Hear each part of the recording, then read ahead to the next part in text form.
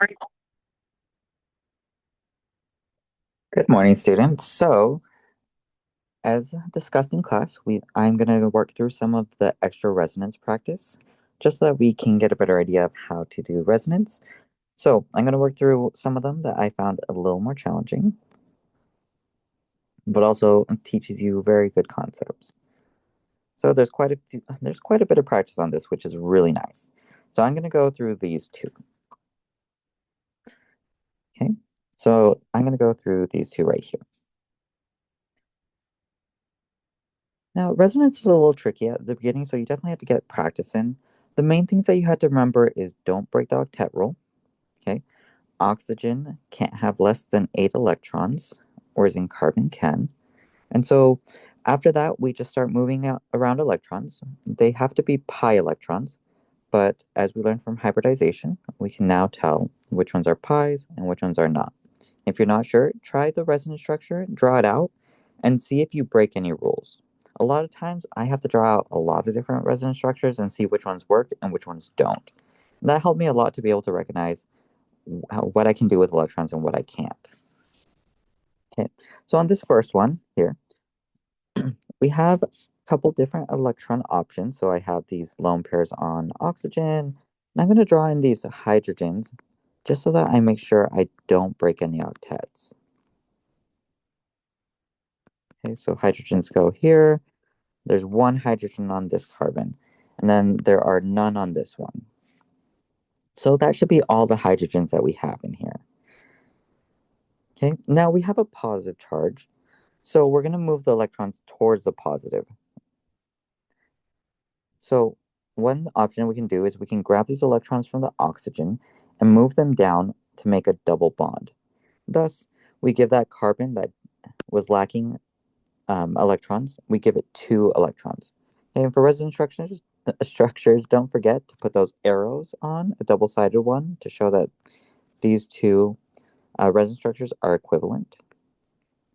Okay, so we redraw it and we put in the new bond that we just made. Okay, make sure to follow your arrows, make sure that they match. Okay, so as we can see, we had these electrons move here. Now the electrons are here. Okay, but don't forget, we had a positive, so there should be a positive in our new one. And the positive should be on oxygen. If you're not sure, you can always check with the formal charge. Okay, so for example, formal charge is valence electrons. So valence electrons on oxygen is 6 minus the number of bonds, which is 3, minus valence electrons, which is 2. Okay, so this adds up to 1. And we have a positive charge on oxygen, so that matches. Okay, so if you ever aren't sure, just double check with those formal charges. Okay, so now I have this. This looks good. Okay, however, we want to see, are there any other options? Okay, so the other option I can see is we do have this pi electron here, and we have these ones here. So there should be a way in which we can move them. So how we can do it is we can move these electrons back up onto oxygen, and we can move these here. You can break that into 2 steps or do it in one. Okay, but first I'll actually draw it in 2 steps just to make sure that we understand what's happening. Okay, so if I draw it like this, the electrons move back onto oxygen. Okay, and we have that positive charge in the middle. So this structure is exactly the same as what we started with. Okay, we're just moving the electrons back. But now we can see that our electrons can move here to help out with that positive charge. Okay, so we draw our resonance arrows again, and we draw a new resonance structure. Okay, but now we draw the bond here instead, and so our positive charge goes to this carbon. As we can see, that carbon before had a complete octet. However, it lost electrons in that double bond, and we didn't replace them, so that's why that has a positive charge. Okay, so these are going to be all our resonance structures for this one.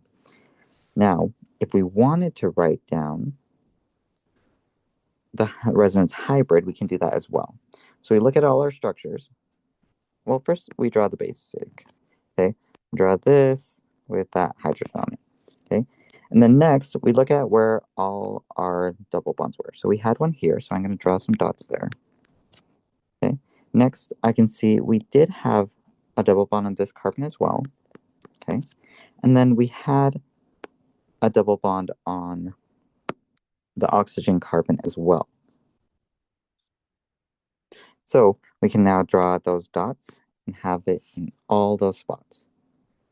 Okay, we can also write in the partial positives if we want. So partial positive is going to be on the oxygen. It's going to be on this carbon right here. It's going to be on this carbon at the end as well. Okay, so as we can see, that's all the spots where we had a full positive charge. But now we're representing it as partial charge, positive charges. Okay, so that's going to be our resonance hybrid. Okay, awesome. So now let's look at the second one. Okay, on the second one, again, I'm going to draw in the hydrogens because I do tend to forget them. Highly recommend doing that, at least for a little bit, so you don't have too many bonds on the carbons. Okay, then even on the carbon with the positive charge, we also have that hydrogen. Okay, so let's think about it.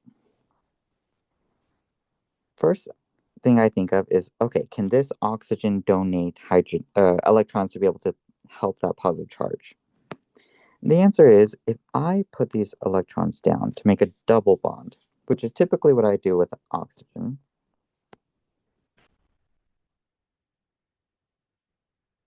what I run into is now I have this double bond oxygen, this hydrogen on it is still there. We have a plus charge. Everything else stays the same, okay? But don't forget, we also still have that hydrogen. So now this carbon, or this, yeah, the carbon has 1, 2, 3, 4, 5 bonds. So that breaks our octet. So this resonance structure is not going to work. Okay. Thus, there's no real options for this one. So this one does not have any resonance structures. No resonance.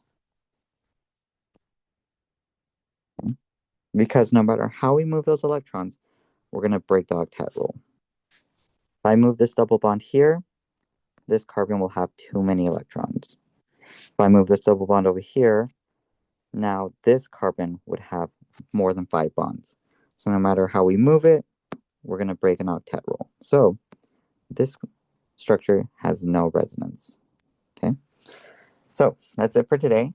Please let me know if you have any questions, okay?